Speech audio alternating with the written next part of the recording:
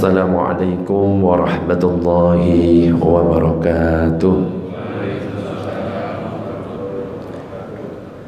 Bismillah walhamdulillah wassalatu wassalamu ala rasulillah Sayyidina Muhammad ibn Abdillah wa ala alihi wa sahbihi wa man walah, la hawla wa la quwata illa billah, amma ba'du.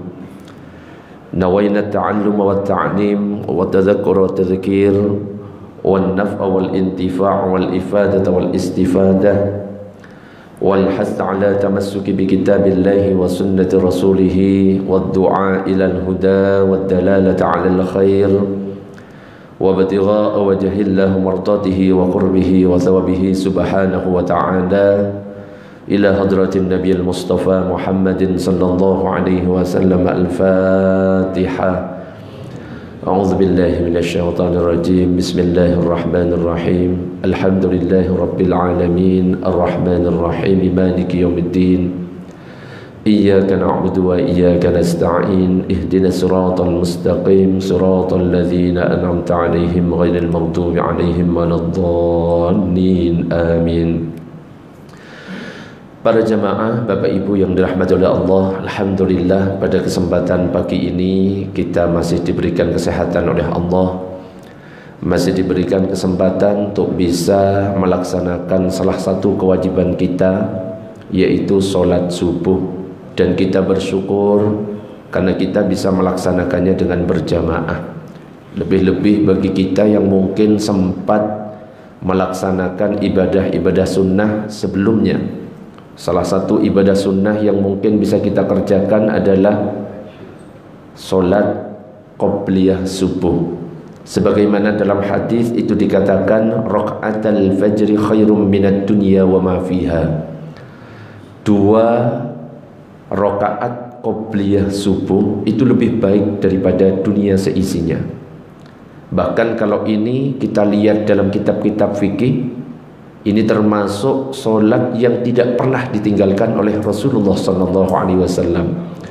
Jadi ada 10 rakaat solat yang gak pernah ditinggalkan oleh Rasulullah. Di antaranya 2 rakaat sebelum subuh. Ada lagi 2 rakaat sebelum duhur, 2 rakaat setelah duhur, 2 rakaat setelah maghrib, 2 rakaat setelah isya. 10 rakaat ini tidak pernah ditinggalkan oleh Rasulullah. Bahkan kalau seandainya kelewat, itu pun diqadha oleh Rasulullah SAW. Pernah suatu ketika Rasulullah sedang sholat, tiba-tiba ada sahabat datang, kemudian mengikuti Rasulullah sholat. Rasulullah takbir, sahabat ikut takbir. Rasulullah ruku, ikut ruku. Sujud, ikut sujud. Ketika duduk juga ikut duduk. Ketika Rasulullah salam, ikut salam. Setelah selesai, kebetulan Rasulullah sholat subuh. Ternyata sahabat berdiri tepat di sebelahnya. Berdiri lagi, sholat 2 rakaat. Dibiarkan oleh Rasulullah. Nanya kemudian setelah sahabat ini selesai, sahabat, kamu lagi sholat apa? Saya sholat qobliyah subuh yang tadi belum sempat saya kerjakan. Artinya apa? Sampai dikerjakan setelah subuhnya. Makanya kalau kita misalkan kok ngelihat ada orang sholat setelah subuh, kita husnudzon. Memang gak ada ba'diyah subuh, itu gak ada. Ba'diyah asar itu gak ada. Tapi kita harus husnudzon, jangan-jangan dia sholat qobliyah subuh yang belum sempat dilakukan. Pernah Nabi juga sholat, biasanya Nabi gak pernah meninggalkan ba'diyah duhur. Ketika Nabi setelah sholat qobliyah duhur, setelah sholat duhurnya kemudian mau sholat ba'diyah, ternyata ada sahabat datang, diskusi, konsultasi sampai hingga asar tiba. Artinya apa? Nabi belum sempat sholat ba'diyah duhur, kemudian asar dikerjakan. Ketika Nabi pulang, kita kan tahu kalau ba'diyah asar, ada nggak sholat ba'diyah asar? Nggak ada. Ketika Nabi pulang, sholat ternyata, padahal Nabi sudah sholat asar. Ditanya oleh salah satu istrinya, ya Rasulullah, bukankah engkau pernah mengatakan kalau ba'diyah asar nggak ada? Loh, ini bukan ba'diyah asar, tapi ini adalah sholat ba'diyah duhur yang belum sempat saya kerjakan karena tersibukkan. Ada sahabat yang konsultasi, saya kerjakan sekarang. Sampai segitunya. Makanya ada 10 rakaat. Kalau bisa kita jaga baik-baik. Kenapa? Ini qobliyah ba'diyah ini luar biasa. Kenapa? Bisa menyempurnakan sholat wajib yang kita kerjakan. Kadang-kadang ada ketika dulu Ramadan yang baru kita tinggalkan, setelah sholat isya dia nggak sholat ba'diyah isya, lebih memilih sholat tarawih. Padahal kalau ada pertanyaan antara ba'diyah isya dan sholat tarawih, lebih afdal mana Pak kira-kira? Ba'diyah isya. Kenapa? Ba'diyah isya bisa menyempurnakan sholat isya, sedangkan sholat tarawih tidak bisa menyempurnakan sholat isya. Meskipun 20 rakaat, meskipun ngambil 8 rakaat, wis bebas, terserah. Yang penting sholat tarawih. Allahumma sholli ala sayyidina Muhammad. Mudah-mudahan kita bisa istiqomah, amin ya rabbal alamin. Tapi kalau bisa ya jangan sampai kita sholatnya habis subuh terus ya, dibuat istiqomah karena mungkin telat, ya jangan juga. Kalau bisa ya tepat waktu, datangnya di awal, duduknya di depan, sholat qobliyah subuh, kemudian lanjut sholat subuhnya. Luar biasa, itu keutamaan tersendiri. Apalagi kita syukur, kenapa? Bisa sholat awal waktu. Berarti kita yang berada di tempat ini sekarang melaksanakan amalan yang paling afdal. Pernah ditanya, su'ila Rasulullah sallallahu alaihi wasallam ayyul a'mali afdal. Pernah Rasulullah itu ditanya, ya Rasulullah, amal apa yang paling afdal, yang paling utama? Maka Nabi mengatakan, as-salatu fi awwali waqtiha, salat di awal waktu, itu yang paling afdal. Makanya jangan pernah kita tunda-tunda sholat. Karena apa? 1 menit ke depan kita belum tahu apakah kita masih hidup atau tidak. Tapi kadang-kadang ada yang bertanya, Ustadz, kalau sholat isya itu boleh nggak diakhirkan? Boleh nggak Pak? Sholat isya saya sholatnya nanti diakhirkan. Lebih afdol di awal atau di akhir kalau sholat isya? Kira-kira yang mana? Halo, ini ada orangnya atau tidak? Ada nggak? Ibu-ibu ada? Pertanyaannya, sholat isya lebih afdol di awal atau di akhir? Afdol di awal tapi boleh diakhirkan. Ternyata kalau kita lihat kitab-kitabnya para ulama, 4 mazhab ini beda tentang sholat isya lebih afdol diakhirkan atau di awal. 3 mazhab, yaitu mazhab Hambali, mazhab Maliki, mazhab Hanafi, mengatakan yang afdol adalah mengakhirkan sholat isya. Tapi mazhab Syafi'i mengatakan yang afdol adalah sholat isya tetap di awal waktu. Kenapa? Kita nggak tahu 1 menit ke depannya kita masih hidup atau tidak. Jadi kalau kita berbicara tentang masalah ilmu fikih, jangan pernah heran kalau misalkan di antara para ulama terjadi perbedaan pendapat. Orang yang mudah menyalahkan, loh kok beda, ini nggak sunnah, loh ini bid'ah, berarti dia nggak faham ilmu fikih. Kalau kita ngomong masalah fikih, wis pasti ada perbedaan di antara ulama. Sholat tarawih mungkin saja yang baru kita tinggalkan. Yang kita kenal, ada yang sholat berapa rakaat Pak? 8 ada. Ada yang 20. Coba kita lihat sekarang pendapat 4 mazhab. Sholat tarawih berapa jumlahnya? Mazhab Hanafi berapa rakaat? 20 plus 3. Mazhab Maliki berapa? Halo? 36 plus 3. Coba bayangkan. Coba sekali-sekali Masjid Al-Hikmah ya, para jamaah hari pertama Ramadan kita sholat pakai versi mazhab Maliki 36 plus 3. Kira-kira kuat apa enggak? Itu pun yang 3 ini witir, itu kita ngambil normalnya saja. Kalau kita berbicara tentang witir, 1 rakaat itu minimal. Yang standar yang biasa kita kerjakan cuma 3 rakaat.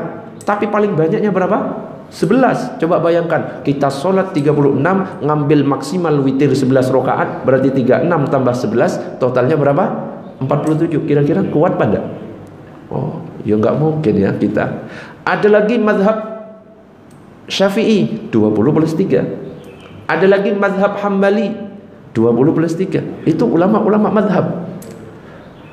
Ada lagi kalau di sini Ormas Muhammadiyah ngambil 8 plus 3.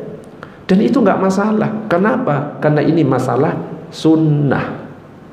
Dan ini khilafiyah di antara para ulama. Jangan heran, yang paling sunnah ini 11. Oh jangan. Yang paling sunnah ini 23. Jangan. Wong ini masalah sunnah. Orang yang nggak sholat tarawih boleh apa enggak? Boleh. Apalagi dia masih sholat. Insya Allah tetap masuk man qama ramadhana imanan wa ihtisaban ghufira lahu ma taqaddama min dzambi. Kalau di sini pakai yang berapa Pak biasanya? 11. 8 plus 3. Boleh, tidak masalah. Kalau saya memang standar sesuai dengan yang ngundang. Ya, biasanya kalau di masjid sendiri 20 plus 3. Kalau diundang di tempat-tempat lain biasanya di BCI. Ustadz mohon maaf, ini sholatnya tidak 23, cuma 11. Dalam hati langsung yes, cuma 11. Ya, meskipun saya kalau nerangkan 23, tapi senang. Oh ya, alhamdulillah nggak lama-lama. Dan memang macam-macam modelnya orang itu, ya. Ada yang seneng sholatnya sedikit tapi yang santai, pelan. Ada kan? Ada yang memang senengnya sholatnya banyak tapi agak cepat sampai disambung. Bismillahirrahmanirrahim. Alhamdulillahirabbil alamin arrahmanirrahim maliki yaumiddin. Iyyaka na'budu wa iyyaka nasta'in ihdinas siratal mustaqim siratal ladzina an'amta 'alaihim ghairil maghdubi 'alaihim waladdallin. Amin. Ada yang model cepat seperti itu. Itu pun saya masih diprotes pernah. Saya sholat di suatu tempat 23 rakaat, tak cepetin. Tak lihat karena warganya warga kampung. Warga kampung itu senangnya cepat. Ya, jadi kita harus menyesuaikan kondisi. Supaya apa? Tidak timbul fitnah. Ya, kita sholat di warga kampung yang dibaca rakaat pertama Al-Baqarah, rakaat kedua An-Nisa. Insya Allah besoknya sepi. Tak sambung dari awal. Bismillahirrahmanirrahim. Alhamdulillahirabbil alamin arrahmanirrahim maliki yaumiddin. Kira-kira ini sudah cepat pada? Cepat. Itu pun ketika saya salam, Assalamualaikum warahmatullahi, Assalamualaikum warahmatullahi. Tepat di belakang saya ada kakek-kakek nyolek. Saya wes derdek, waduh kecepatan ini. Ternyata apa? Setelah saya noleh, Ustaz mohon maaf kurang banter. Coba bayangkan. Akhirnya saya berdiri tambah semangat. Yang biasanya saya mengatakan sawu sufufakum fa inna taswiyatas sufuf min tamamis shalah. Saya ubah, para jamaah siapkan helm sabuk pengaman, SIM dan STNK supaya tidak ditilang polisi. Tak gitu kan sekalian, ya. Ustaz dilawan. Allahumma shalli ala sayyidina Muhammad. Dan kita bersyukur. Kenapa? Kita bisa melaksanakan sholat subuh, sholat yang paling berat atas orang munafik itu. Makanya dalam hadis itu dikatakan inna asqala sholatin 'alal munafiqin, yang paling berat sholat atas orang munafik ada dua. Sholatul isya wa sholatus subhi, yaitu sholat isya dan sholat subuh. Bahkan dikatakan dalam lanjutan hadisnya walau ya'lamuna ma fihima la atauhuma walau habwan. Seandainya mereka itu tahu tentang keutamaan yang ada dalam sholat isya dan sholat subuh, maka dia akan mendatanginya meskipun harus merangkak. Cuma masalahnya banyak yang belum paham tentang masalah itu. Makanya kita syukuri. Dan jangan sampai dalam diri kita ini ada ciri kemunafikan. Ciri munafik itu banyak sekali. Misalkan ngomong berdusta, dikasih amanah khianat, banyak sekali. Tapi kalau yang hubungannya dengan sholat, salah satu ciri munafik itu apa? Dia itu malas untuk sholat subuh dan sholat isya. Mudah-mudahan kita semuanya istiqomah, amin ya rabbal alamin. Kenapa? Kalau sholat itu adalah pembeda antara orang Islam dan orang kafir. Sholat pembeda antara orang Islam dan orang kafir. Sholat subuh ini pembeda antara orang beriman dan orang munafik. Makanya kalau pengen tahu ya dalam diri kita itu imannya kuat atau ada tanda kemunafikan, lihat ketika sholat subuh datang, apakah kita malas atau tidak, dilihat di situ. Tapi jangan dibuat menilai orang, buat nilai diri sendiri. Kadang-kadang kita itu lebih mudah, ya pintar kalau menilai orang lain, tapi ketika menilai diri sendiri kita bodoh. Jangan sampai terbalik. Nilai diri sendiri, apakah ada kemunafikan dalam diri kita? Nilai, kita lihat dari sholat subuhnya.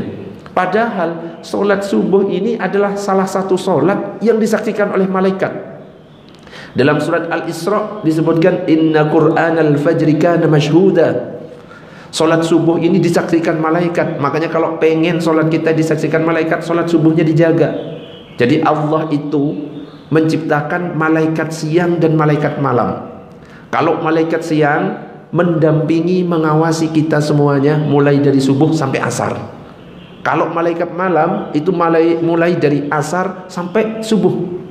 Dan ini silih berganti ngawasi dan ngelapor kepada Allah. Meskipun sebenarnya tanpa ada laporan, Allah Maha tahu. Cuma ini supaya ada pelajaran di dalamnya. Dan Allah akan bertanya, bagaimana kalian tinggalkan hamba-hambaku? Kalau seandainya kita jaga sholat subuh, sholat asar, dan sholat-sholat yang lain, malaikat ini akan berkata, kami meninggalkan mereka dalam keadaan sholat, dan kami datang kepada mereka ketika mereka dalam keadaan sholat. Makanya sholat subuh dan sholat asar ada keutamaannya sendiri. Kenapa? Ada malaikat siang dan malaikat malam lagi bertemu di tempat itu yang sama, karena ada pergantian. Makanya akhirnya dalam hadis Nabi itu dikatakan, man shallal bardain dakhalal jannah. Siapa yang sholat subuh dan asar, insya Allah masuk ke surga. Mudah-mudahan kita termasuk di dalamnya. Amin ya rabbal alamin. Berat kalau kita bicara masalah sholat ini, ya, apalagi kalau sudah ngomong masalah jamaah, sangat berat.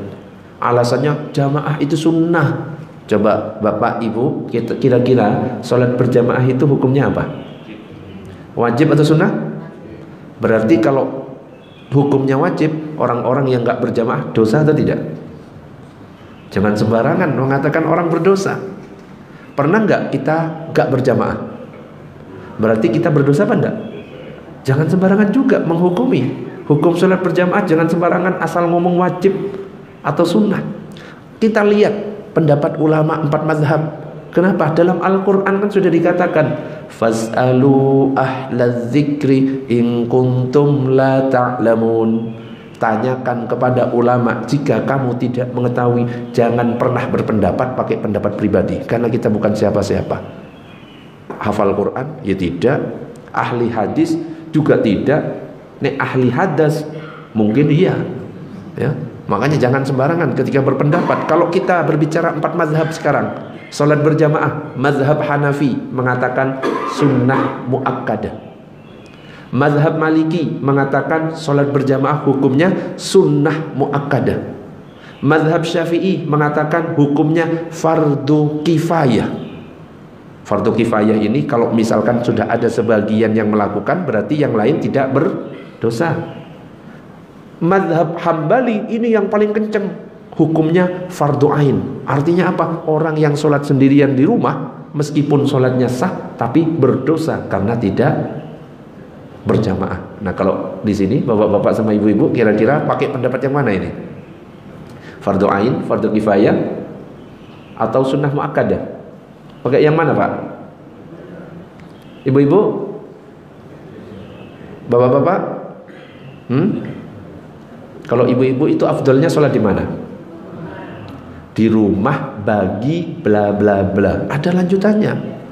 Ya, bagi yang mungkin dia masih muda, cantik, menimbulkan fitnah. Kalau wis umurnya 80 tahun, afdalnya di masjid. Oke. Jadi ada lanjutannya, ya. Kalau misalkan ada wanita manis, cantik, seandainya dia keluar dari rumah, diliatin cowok-cowok, disuit-suitin, timbul fitnah di dalamnya, itu yang lebih afdal sholat di rumah. Kalau sudah expired, ya, sudah enggak wis kadaluarsa, afdalnya di masjid. Oke, ibu-ibu. Jadi enggak disamakan. Ya, expired, saya afdalnya di rumah lah. Lo siapa kan gitu, oke? Allahumma shalli ala sayyidina Muhammad. Dan kita bersyukur bisa sholat subuh berjamaah, ya. Sholatul jama'ati afdalu min sholatil fadhi bi 27 darajah. Lebih afdal sholat jamaah itu daripada sholat sendirian 27 derajat. Apalagi yang kita lakukan sholat subuh berjamaah, ada keutamaannya sendiri. Man shallal isya fi jama'atin faka'annama qama nisfal lail. Kalau kita sholat isya berjamaah itu seperti sholat separuh malam. Wa man shalla subha fi jama'atin faka'annama shallal lail kullahu. Kalau kita sholat subuh berjamaah itu seakan-akan kita sholat semalam suntuk, full satu malam. Ya, siapa yang mampu? Kecuali ulama-ulama terdahulu, ya. Orang-orang soleh yang mendapatkan izin dari Allah bisa sholat banyak. Kita wong sholat tarawih yang ngambil yang cepat, ngambil yang jumlah rakaatnya sedikit, gak akan mampu. Maka manfaatkan ini. Isya jamaah, subuh berjamaah. Kalau ulama-ulama terdahulu ada yang sholat 500 rakaat. Pernah dengar enggak? Kalau Nabi sholat 2 rakaat kakinya bengkak. Itu Nabi. Pernah saya ikut pelatihan sholat bahagia. Mungkin pernah, ada yang tahu? Ada yang pernah tahu? Profesor Ali Aziz pernah ikut. Jadi cara sholat bahagia pernah saya ikut. Sholat Allahu Akbar, baca doa iftitah, baca Al-Fatihah. Habis baca Al-Fatihah, baca doa. Doanya dengan bahasa Indonesia tapi di dalam hati. Karena kalau kita sholat tidak boleh pakai selain bahasa Arab. Kalaupun pakai bahasa Indonesia harus cuma di dalam hati. Baca doa. Mau rukuk, ketika rukuk, habis rukuk, sebelum berdiri, baca doa. Jadi saya sholat 2 rakaat itu hampir 30 menit. Latihan. Saya mikir, iki bahagianya nangan di. Saya nggak bahagia. Tapi ternyata baru saya mendapatkan kebahagiaan setelah salam. Assalamualaikum warahmatullahi wabarakatuh. Alhamdulillah. Sakit kabeh soalnya. Wah, ternyata ini kebahagiaannya. Itu kalau saya. Kenapa? Memang model kita ini nggak bisa khusyuk. Makanya kalau kita sholat, usahakan jangan melakukan hal-hal yang membuat kita nggak khusyuk atau mengganggu kehusukan orang lain. Ya, sholat di punggungnya ada tulisan. Ya, raimu kayak bedes, emosi yang belakang itu apa sih maksudnya, kan gak enak. Ya, sholat pakai kopiah yang sesuai, ya ukuran kepala 9 pakai kopiah cuma ukuran 1, kan orang ini iki apa sih, iki wis lain, iki lain. Akhirnya orang itu nggak khusyuk. Kenapa? Mikir gitu loh. Ada kadang-kadang sholat kopiahnya panjang nyangkut ke pantatnya wong. Pernah nggak di YouTube? Itu justru gak membuat khusyuk. Wes standar kalau kita mau sholat itu. Sholat misalkan sholat Idul Fitri, Idul Adha di lapangan misalkan bawa koran. Kalau bisa korannya ditutup sejadah. Khawatir ada berita-berita gak enak. Ya. Sholat cuma pakai koran. 1 wanita diperkosa 9 laki-laki. Gak khusyuk. Kalau bisa membuat diri kita khusyuk, jangan mengganggu kehusukan orang lain. Mudah-mudahan kita bisa, nggih. Amin ya rabbal alamin. Memang khusyuk itu susah. Ya, dikit-dikit cuma takbir Allahu Akbar. Ya, ingat jemuran. Ya, apalagi pas hujan, ingat cucian. Wis wakeh pikirannya. Dan memang itu apa namanya? Ya memang rumusnya seperti itu. Setan itu tugasnya kayak gitu. Nggih ibu-ibu, nggih? Betul nggih? Kalau misalkan kunci hilang, tinggal sholat. Allah, oh iya kunci ono di bawah bantal. Ingat. Kenapa? Setan tugasnya kayak gitu memang.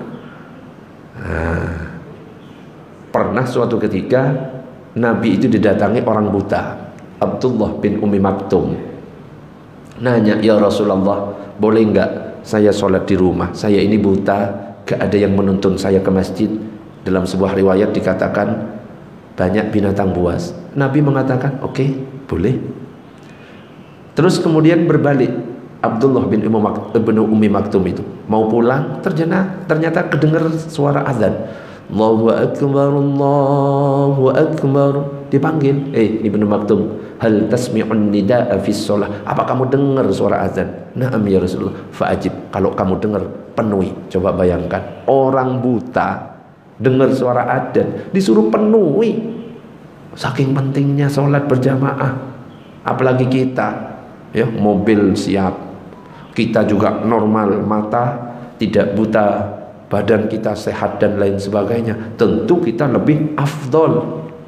Bahkan sampai dikatakan wallazi nafsi biyadihi laqad hamamtu an amura bihatabin fayuhtaba summa amura bisalatin fayu'adzana laha summa amura rajulan fayumman nas summa ukhalifa ila rijalin fauharriqu alaihim buyutahum. Sampai dikatakan seperti ini. Coba, demi jiwaku yang ada pada tangannya, aku bermaksud memerintahkan untuk mengambil kayu bakar. Kemudian aku akan menyuruh orang untuk ngimami sholat. Aku akan datangi rumah-rumah yang tidak mau datang sholat berjamaah, ku bakar. Saking apa? Afdolnya sholat berjamaah. Karena kalau sholat berjamaah itu bisa saling melengkapi. Ya, kalau ada si fulan nggak khusyuk Al-Fatihahnya, oh yang ini khusyuk, ditutup sama yang lain. Oh ini saat rukuk nggak khusyuk, ini yang khusyuk, ditutup yang sama yang lain. Akhirnya apa? Insya Allah full diterima. Berbeda kalau kita sholat sendiri, diterima ya belum tentu. Ya ibaratnya kayak gini, ada air 1 gelas, terus kemudian dijatuhkan air kencing. Saya tanya, air 1 gelas ini suci apa najis? Najis. Air gelas dijatuhi kencing, najis. Tapi ternyata air gelasnya itu banyak, ada 1000 air gelas, dijatuhi air kencing semuanya, najis semuanya kan. Dijadikan dalam satu bak, lebih dari 2 kulah, sampai nggak terlihat bau, warna dan rasanya. Coba saya tanya, airnya tetap najis atau berubah suci? Suci. Ibaratnya seperti itu. Ini nggak bisa khusuk rukuknya, nggak khusuk sujudnya, nggak khusuk saat tasyahudnya, nggak khusuk saat berdirinya. Dikumpulkan, oh iki yang khusuk, yang khusuk, yang khusuk, jadi satu. Wes tak terima. Itu keutamaan sholat berjamaah. Makanya kalau bisa, selama nggak ada uzur, kita usahakan untuk bisa berjamaah. Ini sebelum seperti ini terjadi, sholatlah kamu di belakang imam sebelum kamu disolatkan di hadapan imam. Coba Bapak Ibu lebih pilih mana? Mau berangkat ke masjid sendiri atau diantarin? Ayo. Ya lebih baik tak berangkat sendiri aja. Repot ya. Nah, untuk ibu-ibu diingatkan bapak-bapaknya yang di rumah itu, ya, jangan sampai mau punya suami solehah. Ya. Masa kok suami solehah? Kenapa? Ciri-ciri laki-laki solehah, sholatnya di masjid. Kalau sholatnya di rumah itu berarti laki-laki solehah. Allahumma shalli ala sayyidina Muhammad. Oke, saya itu sebenarnya senangnya diskusi. Tapi ini banyak, ada 60 slide. Tapi sebelum dilanjutkan, sampai di sini mungkin ada yang mau ditanyakan? Boleh? Sebelum masuk ke tentang meninggalkan sholat, karena hukumnya ini luar biasa. Ulama itu terbagi menjadi 2. Orang yang meninggalkan sholat, ada yang mengatakan kafir, ada yang mengatakan dirinci nanti orang yang meninggalkan sholat itu. Coba sampai di sini, mungkin ada pertanyaan. Monggo. Ibu-ibu ada? Oke, monggo.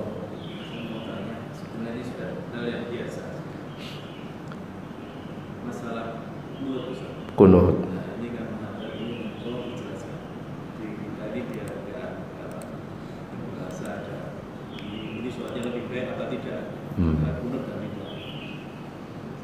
Ya, tentang masalah kunut. Tadi yang ngimami kebetulan pakai kunut, enak suaranya, lagunya Jiharka. Betul Ustaz ya?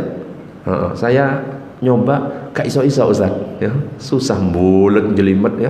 Gigi itu akhirnya wes gak jelas pokoknya ya. Tentang masalah kunut, dalam sebuah hadis itu dikatakan, in qanata fil fajri fahasanun wa illam yaknut fahasanun. Apa artinya? Kalau misalkan ada orang sholat subuh kemudian dia kunut, baik. Seandainya dia sholat subuh dia nggak kunut juga baik ya. Dan para ulama memang berbeda kalau kita berbicara tentang kunut subuh itu. Tinggal bagaimana kita saling menghormati. 4 mazhab saja beda tentang masalah kunut subuh. Misalkan mazhab Hanafi mengatakan kunut subuh tidak sunnah. Kita harus fair. Ketika kita berbicara tentang kunut, jangan disampaikan hanya sesuai dengan pemahaman kita. Karena kita kunut terus kita sampaikan sunnah. Jangan. Kalau bisa fair ketika menyampaikan, entah yang mendengarkan milih yang mana pendapatnya, silahkan. Yang nggak boleh kalau saling menyalahkan, merasa pendapatnya itu paling benar. Setuju apa enggak kalau kayak gitu? Makanya saya sampaikan, saya termasuk orang yang kunut karena saya bermadhab Syafi'i. Tetapi saya sampaikan semuanya tentang masalah kunut.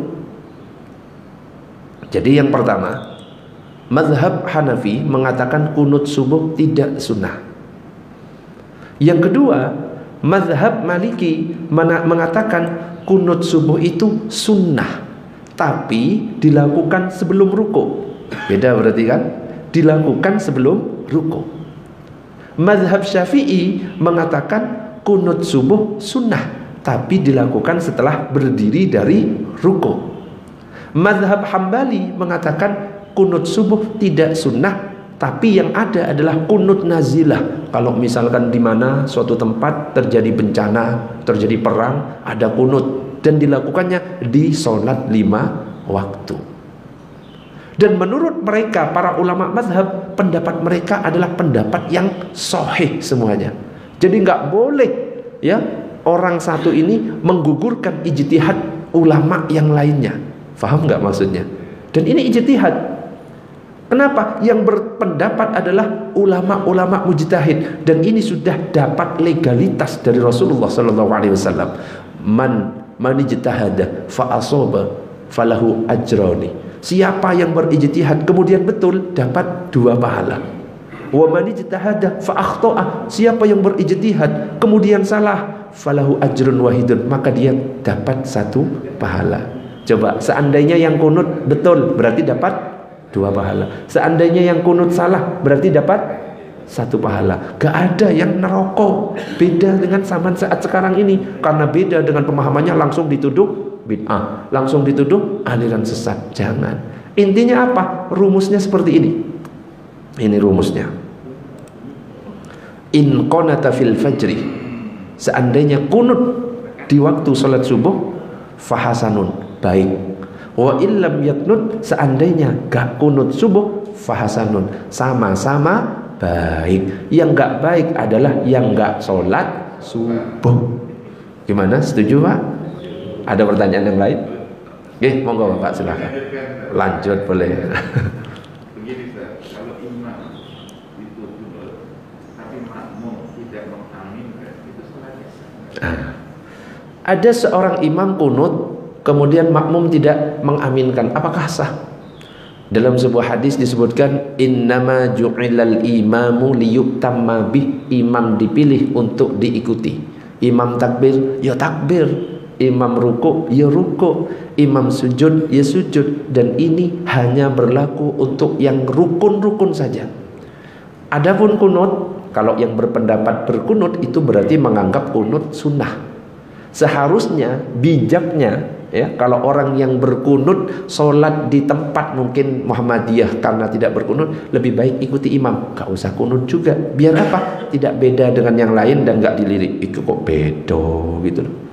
Begitu juga orang yang gak kunut sholat di tempat yang kunut, ikuti saja ya, gak masalah. Ustaz saya gak ngikut, apakah sah? Tetap sah ya. Jadi ciri seseorang itu bijak dalam beragama ketika melihat perbedaan, dia itu nggak mudah emosi, nggak mudah nyalahkan. Justru dia melebur ke tempat itu. Contoh Syekh Sudais, tahu Syekh Sudais? Abdurrahman As-Sudais. Kita tahu kalau ngimami di Mekah nggak pakai basmalah. Alhamdulillahi Rabbil Alamin. Mungkin ada yang pernah dengar. Tapi ketika suatu saat datang ke Istiqlal, pernah nggak? Ada rekamannya. Bismillahirrahmanirrahim. Alhamdulillahi Rabbil Alamin. Itu ulama beneran itu. Di Mekah pakai mazhabnya Hambali, cuma sir Bismillahirrahmanirrahim. Alhamdulillahi Rabbil Alamin. Ketika di Indonesia bertamu, tahu kalau yang jamaah di Indonesia di Istiqlal terutama bermazhab Syafi'i, langsung Bismillahirrahmanirrahim. Ini yang jos. Sama, ini contoh dari Imam Syafi'i kan pernah saya sampaikan. Dulu saya pernah ngisi di sini. Ada yang masih ingat? Dulu ya, 1 abad yang lalu. Sampai lupa kabeh kan? Saking nggak pernah ngundang. 1 abad yang lalu saya pernah ngisi. Ya, Ustadz pernah ya? Ingat? 1 abad yang lalu. Insya Allah Ustadz itu baru lahir. Nggak apa-apa. Pernah saya sampaikan di sini, Imam Syafi'i luar biasa, ulama yang mengatakan kunut subuh sunnah abad. Artinya apa? Kalau lupa dianjurkan sujud sahwi. Itu Imam Syafi'i, fatwanya seperti itu. Tapi suatu ketika sholat di tempat yang umumnya itu bermadzhab Hanafi ya, ketika Imam Syafi'i masuk ke masjid itu, ternyata jamaah itu melihat, ada Imam Syafi'i, gak ono sing berani maju ke depan. Wong ada ulama besar, dipersilahkan Imam Syafi'i untuk ngimami. Apa yang dilakukan oleh Imam Syafi'i ya, yang biasanya kunut, karena beliau itu sholat di tempat yang bermadzhab Hanafi, murid-muridnya sudah dalam pikirannya, waduh, iki sejarah ini ya, orang-orang yang bermadzhab Hanafi akan ikut kunut. Ternyata apa? Imam Syafi'i tidak kunut. Ditanya oleh murid-muridnya, wahai imam, kenapa kok nggak kunut? Katanya kunut subuh sunnah. Saya menghormati Imam Hanafi yang berpendapat bahwa kunut subuh tidak sunnah. Itu jos itu kalau kayak gitu itu. Ya, benar-benar ulama ya. Jadi ngaji, habis ngaji itu hati itu adem. Ya, kenapa? Dikasih tahu cara menyikapi perbedaan. Makanya kalau pengen tahu kita ini ngaji di tempat yang benar atau salah, ketika kita pulang ngaji lihat adem rasanya, tenang. Tapi kalau kita pulang dari ngaji kok tiba-tiba emosian, oh yo sama bid'ah iki orang iki enggak sunnah iki. Ya, ini syirik ini. Berarti ada yang salah dengan kajian yang seperti itu. Allahumma shalli ala sayyidina Muhammad. Ada pertanyaan? Kalau pertanyaannya banyak nggak apa-apa, nggak tak lanjutkan, kita tanya jawab aja nggak apa-apa. Tapi kalau nggak ada, tak lanjut dulu. Ini sampai jam berapa? Sampai jam 8. Ini ngundang apa kontrak? Iki wani piro iki? Sampai jam 8 ngawur lah. Iki wis kering kok. Monggo, ada pertanyaan. Kita nyantai aja ngaji, jangan terlalu ngotot. Monggo, monggo. Tadi kan 10 ada rakaat ya untuk yang Gimana? 10 rakaat. Itu yang 10 dengan yang 12. Jadi dulu itu 22. Komplit dulu. Ada pernah saya dulu kayak. Oh iya. Jadi sebenarnya seperti ini rumusnya. Saya langsung buka supaya langsung dalilnya muncul, okay? Qobliyah dan ba'diyah. Jadi kalau dalam mazhab Syafi'i 10 rakaat dijaga. Kalau mazhab Hanafi 12 rakaat. Supaya kita ngerti hadisnya mana? Ini hadisnya.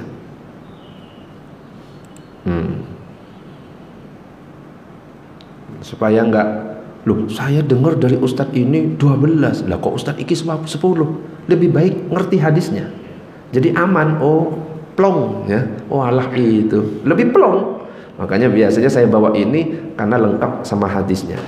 Dalam pendapat mazhab Syafi'i dikatakan hafidtu minan nabi sallallahu alaihi wasallam 10 rakaatin. Nah, ini kan aku menghafal dari Nabi sallallahu alaihi wasallam 10 rakaat.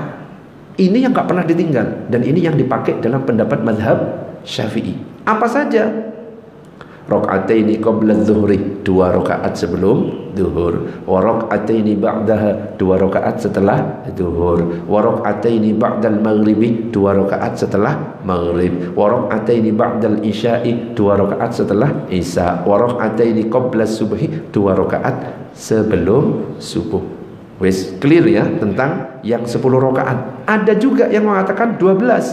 Pendapatnya Imam Hanafi dengan hadis wa an Aisyah radhiyallahu anha anna an-nabiy sallallahu alaihi wasallam kana la yada'u arba'an qabla adh-dhuhri, rawahu al-Bukhari. Nabi itu tidak pernah meninggalkan 4 rakaat sebelum zuhur. Tadi kan 10 cuma 2 kan? Nah, kalau misalkan zuhurnya 4 rakaat berarti jadi 12.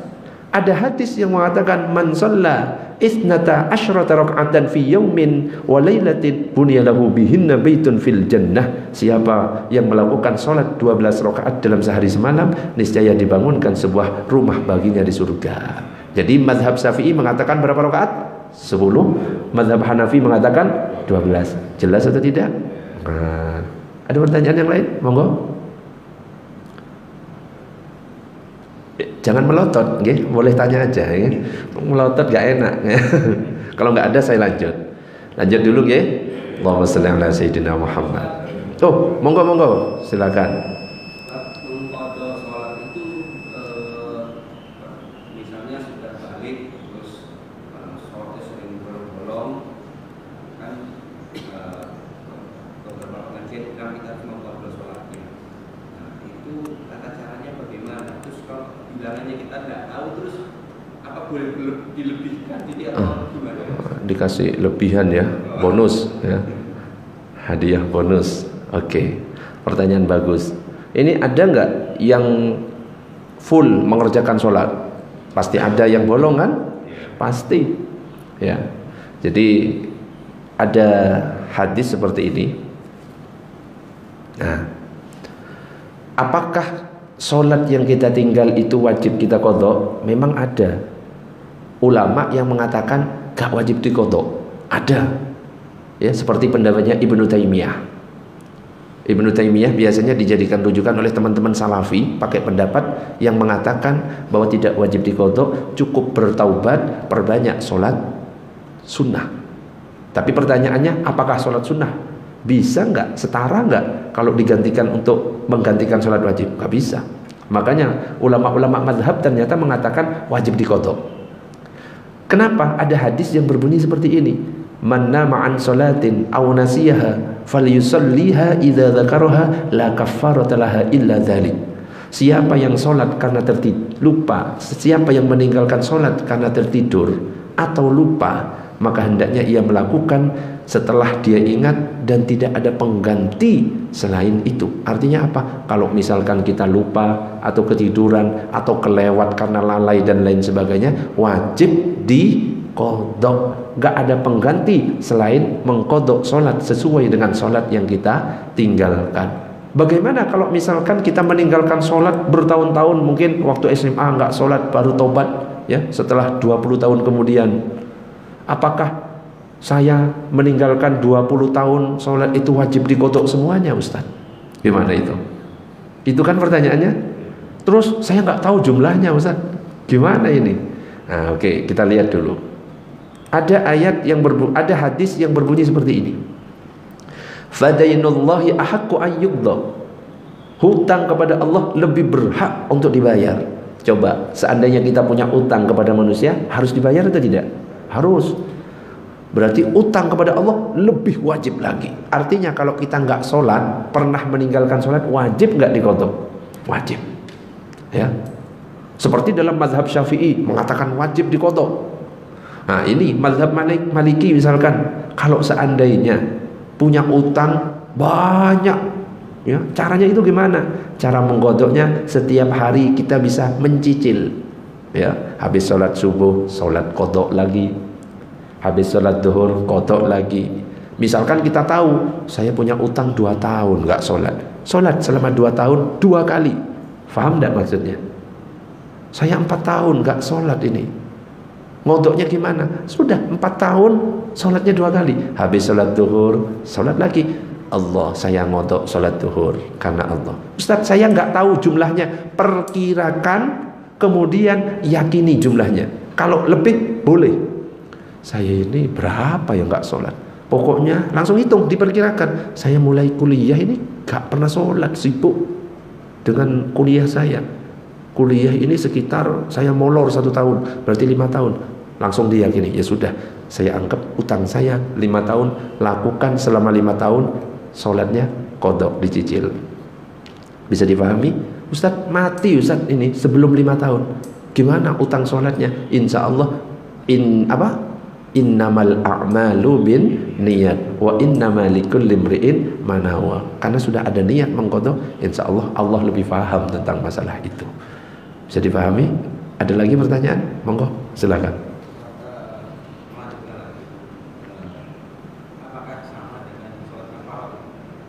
Salat kafarat.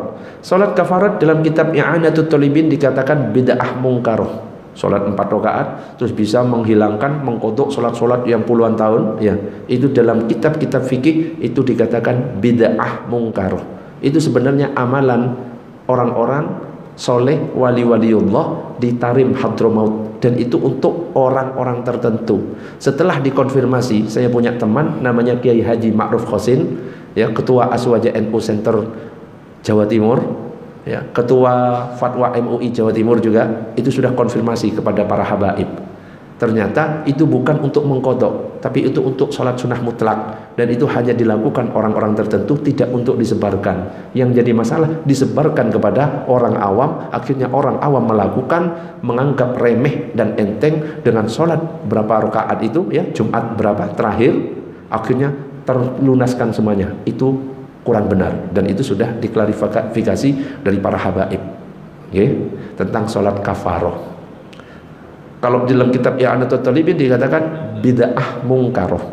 Kenapa? Nggak ada yang kayak gitu. Nek qadha ya harus qadha. Gitu rumusnya. Ada lagi pertanyaan? Monggo. Sudah, lanjut dulu nggih. Allahumma shalli ala sayyidina Muhammad.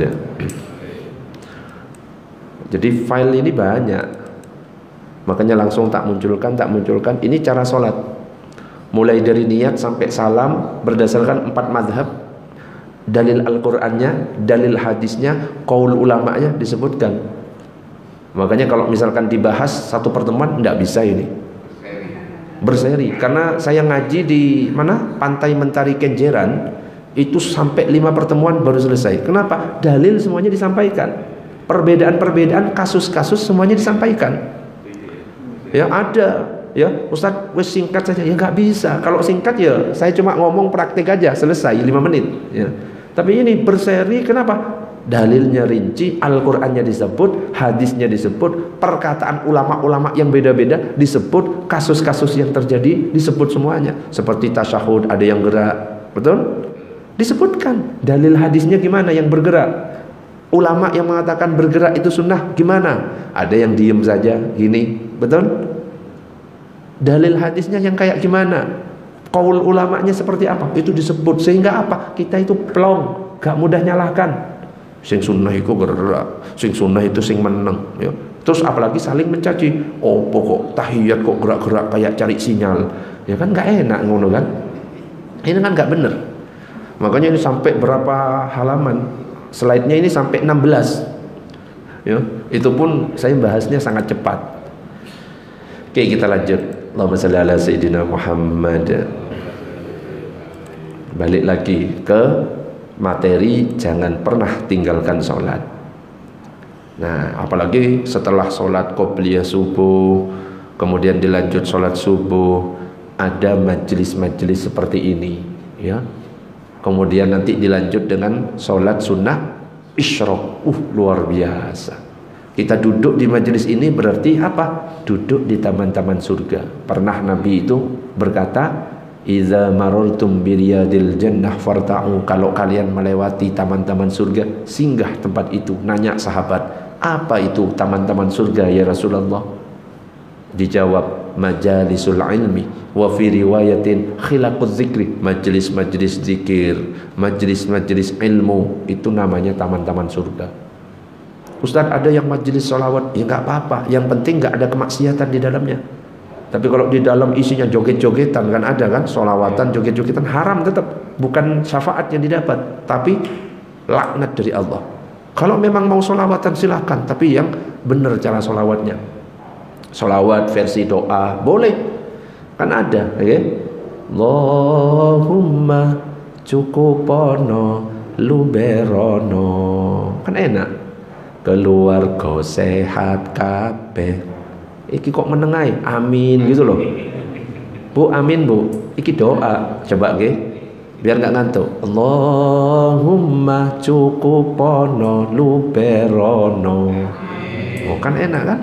Keluarga sehat kabeh, beras akeh, duit akeh, kanggo ngaji, lunga kaji, barokahe Kanjeng Nabi, mugi sing jomblo dang rabi. Loh, jomblo ta, Pak? Kok amin sing jomblo? Ono sing jomblo dari sini.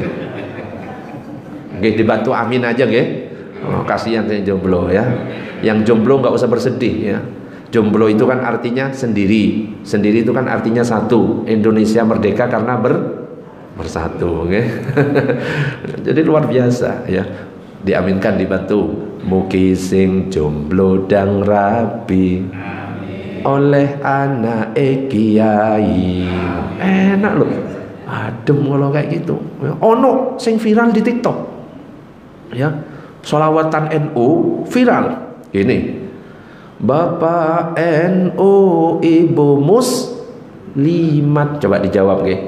Bapak NU, Ibu Muslimat, kakak Ansor, adik Fatayat, adik Fatayat.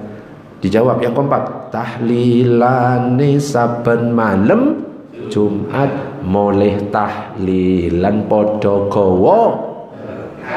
rahmat kok iso berkat iki angel iki.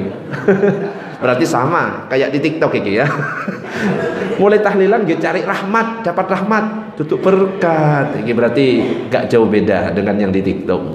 Macam-macam selawatan sekarang itu. Ya, sing penting bisa kita ambil manfaatnya, nasihat-nasihat di dalamnya kita ambil, luar biasa. Makanya harus senang duduk di majelis ilmu ini. Majelis ilmu adalah taman-taman surga. Bahkan dengan kita hadir di majelis ilmu, sahhalallahu lahu bihi tariqan ilal jannah, dimudahkan jalan kita ke surga. Kenapa? Selama kita keluar dari rumah menuju majelis ilmu, maka fahuwa fi sabilillah hatta yarji'ah. Dia itu berarti fi sabilillah, dia itu berada di jalan Allah hingga dia pulang. Luar biasa. Bahkan dalam hadis yang lain dikatakan, man ghada ilal masjid la yuridu illa an yata'allama khairan aw yu'allimahu kana lahu ka ajri hajjin tamma hajjatuhu. Siapa berangkat ke masjid yang ia inginkan hanyalah untuk belajar kebaikan atau mengajarkan kebaikan, maka dia mendapatkan pahala haji yang sempurna hajinya. Mudah-mudahan kita termasuk di dalamnya, amin ya rabbal alamin. Apalagi dilanjut yang tadi saya sebutkan, salat apa? Isyraq. Waktunya suruk, salatnya isyraq. Ya. Syaratnya apa? Man shallal fajr. Siapa salat fajar? Harus salat fajar fi jama'atin, berjamaah di masjid. Summa qa'ada, kemudian dia duduk, yazkurullah, dia zikir kepada Allah. Zikir itu enggak hanya subhanallah walhamdulillah wala ilaha illallah. Duduk seperti ini namanya zikir. Hatta tatlu asy-syamsu, sampai matahari terbit. Tapi jangan pas matahari terbit. Kalau matahari terbit itu haram sholat. Tapi ditambah sampai setinggi tombak, kurang lebih 15 menitan. Kurang lebih. Summa shalla raka'ataini, kemudian sholat 2 rakaat. Kanat lahu ka ajri hajjatin wa umratin, tambah. Maka dia akan mendapatkan pahala seperti pahala haji dan umrah sempurna. Makanya nanti jangan lupa, jangan langsung pulang, tapi sholat 2 rakaat, namanya sholat sunnah isyraq. Mudah-mudahan kita semuanya istiqomah, amin ya rabbal alamin. Ngajinya juga istiqomah. Oke, kenapa? Nuntut ilmu itu wajib. Waktu saya di Madura, saya ini asli Madura ya, di flyer tadi dikirim sama Ustadz Abdurrahman, ditulis MA. Yang dulu pertemuan pertama, yang mungkin masih ingat, ditulis MAG.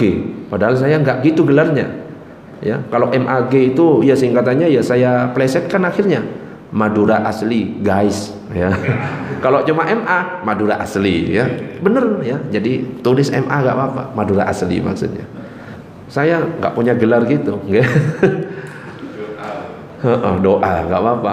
Dulu waktu saya di Madura diajari ada sebuah syair seperti ini, tapi versinya bahasa Madura. Ada yang dari Madura dah ini? Mana yang Madura? Talabul ilmi faridatun ala kulli muslimin wa muslimatin. Nyare ilmu nikah wajib dareng Islam, laki ben reng bini pada kewajiban. Ngerti? Astagfirullah, ya sudah wes, nggak usah. Oh nggak ngerti ya percuma saya sampaikan. Mencari ilmu itu hukumnya wajib, baik laki-laki ataupun perempuan, bagi yang mengaku Islam. Apalagi kalau yang kita tuntut ilmunya itu ilmu yang fardhu ain, hukumnya wajib. Contoh apa? Ilmu tentang sholat, wajib hukumnya, bukan sunnah. Jangan sampai kita sudah sholat 20 tahun di sini, ternyata kita cuma ikut-ikutan, gak sah. Cuma ikut-ikutan tanpa ngerti caranya sholat, niatnya kapan gak ngerti, jangan. Eman, gak sah. Kenapa? Ulama ada yang mengatakan seperti ini, wa kullu man bighairi ilmin ya'malu a'maluhu mardudatun la tuqbalu. Setiap orang beramal tanpa ilmu, amalannya ditolak, tidak diterima. Eman, apalagi sholat. Sholat itu tiang agama. Bahkan dikatakan dalam hadis ya, yang akan dihisap pertama kali adalah sholat. Kalau sholatnya bagus, aman yang lainnya. Tapi sholatnya buruk, waduh, rinciannya tambah banyak nanti. Makanya kita jaga sholat, kita pelajari juga ilmu sholat. Karena kalau kita nggak jaga sholat, kita menghilangkan sholat, maka hilang segalanya. Ya, sholat kita jaga karena nggak ngerti. Bisa jadi sholat subuh ini sholat terakhir, bisa jadi 1 menit, 1 jam ke depan, 2 jam kita nggak ngerti masih hidup atau tidak. Dan yang ditanya itu ya sholat. Kita contoh seperti ini, Abdullah Al-Ansiri lahir dalam keadaan cacat. Sejak balik tidak pernah meninggalkan sholat berjamaah di masjid, ngerangkak selama 65 tahun. Coba bayangkan, cacat merangkak selama 65 tahun.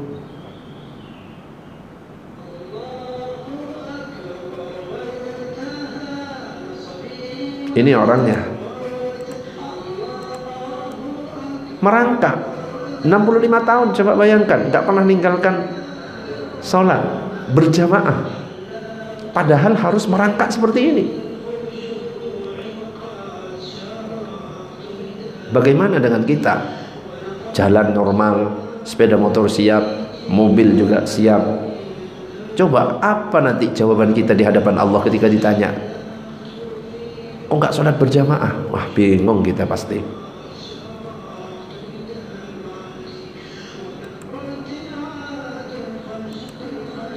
Coba kita lihat 65 tahun, mulai dari balik gak pernah meninggalkan sholat berjamaah di masjid.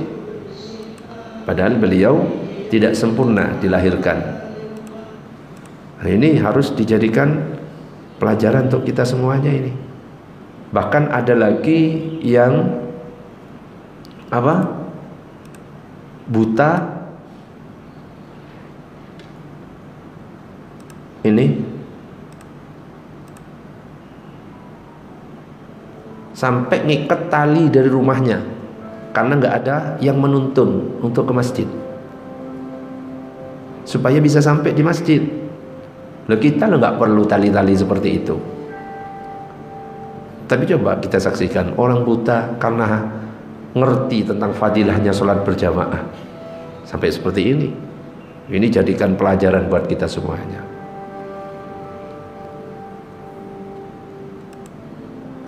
Akhirnya sampai ke masjid. Nah, kita kakean gaya ya. Allahumma sholli ala sayyidina Muhammad. Ini belum habis dah waktunya. Sudah habis? Jam 9 ya. Oke, lanjut. Nanti hitungannya di belakang ya Pak nggih. Oke, lanjut dikit nggih, dikit biar enggak kepanjangan. Karena materinya jangan tinggalkan sholat. Ya berarti hubungannya sholat terus. Nek cara sholat nanti beda lagi. Masalah sholat tahajud kapan itu beda lagi nanti pembahasannya. Ada fikihnya sendiri. Apalagi nanti ini mau masuk kurban, itu harus ngerti ilmunya itu. Harusnya bahasanya fikih kurban dibahas. Karena banyak pengelolaan kurban yang salah. Nah ini siapa sebenarnya yang wajib sholat itu? Innama tajibul maktubah ayis sholawatul khamsi aw ayis sholawatul khamsu ala kulli muslimin mukallafin ay balighin aqilin dzakarin aw ghairihi tahirin. Jadi orang yang wajib sholat itu orang yang mukallaf. Orang mukallaf itu apa? Akil balik. Artinya orang yang gak berakal gak wajib sholat. Jadi kita husnudon kalau ada orang gak sholat mungkin dia gila ya. Yang kedua mungkin dia masih anak-anak, okay? Atau dia sedang datang bulan. Kalau misalkan kita ngelihat orang nggak sholat. Tetapi kalau misalkan orang gila itu memang nggak punya kewajiban sholat.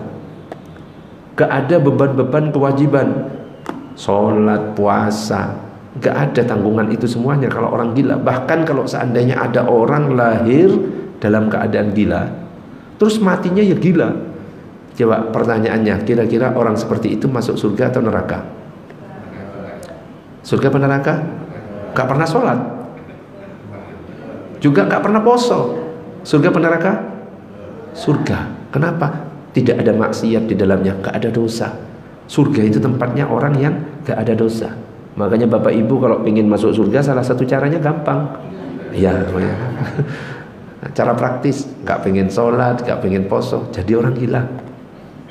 Itu praktis itu, cara cepat. Ya. Bagaimana kalau kita meninggalkan sholat? Ternyata dikatakan ini, kalau mazhab Hambali secara singkat, karena waktu mepet, bagaimana hukum orang meninggalkan sholat? Kalau mazhab Hambali, ada orang meninggalkan sholat sekali saja langsung kafir. Coba bayangkan, mazhab Hambali. Tapi kalau mazhab Syafi'i dirinci, dilihat kalau dia pertama meninggalkan sholat karena rasa malas, tetapi di dalam dirinya masih ada keyakinan sholat itu wajib, cuma saya malas, saya sibuk dengan kerjaan, maka dia itu tetap Islam, gak sampai kafir, gak sampai murtad, cuma distatusi sebagai fasik alias pelaku dosa besar. Siap-siap nanti balasan karena dia tidak sholat nanti di akhirat. Rincian pertama. Rincian kedua, kalau ternyata dia nggak sholat karena ada keyakinan dalam hatinya sholat gak wajib, saya nulis nyampe kepada Allah, batin saya yang sholat, itu murtad langsung. Kalau ada yang kayak gitu. Nah, kalau ada orang murtad terus mati, gak perlu dimandikan, gak perlu dikafani, gak usah disolati. Tapi kalau misalkan kita ngelihat orang meninggal itu nggak pernah sholat, loh, kita jangan mudah menuduh. Ya, karena kita hanya bisa nilai secara zahir, yang kita tampak dia Islam, ya sudah kita perlakukan dengan baik. Masalah Islamnya cuma KTP atau orangnya, ya sudah kita serahkan kepada Allah. Tapi insya Allah selama KTP-nya Islam, dia akan masuk surga. KTP-nya, orangnya ya wallahu a'lam, okay? Gitu, gampang rumusnya. Allahumma shalli ala sayyidina Muhammad. Wes, tak lihat sudah 1 jam lebih. Ada pertanyaan? Monggo. Kalau ada pertanyaan, kalau nggak ada tak akhiri. Kalau ada pertanyaan, monggo lanjut sampai jam 10 malam boleh. Monggo, silakan. Ibu-ibu, belum ada yang nanya? Bapak-bapak, monggo. Tidak ada? Sudah cukup, ya? Okay, karena sudah rasanya kering ini ya. Kita tutup dengan doa kafaratul majlis. Subhanakallahumma wa bihamdika asyhadu an la ilaha illa anta astaghfiruka wa atubu ilaik. Assalamualaikum warahmatullahi wabarakatuh.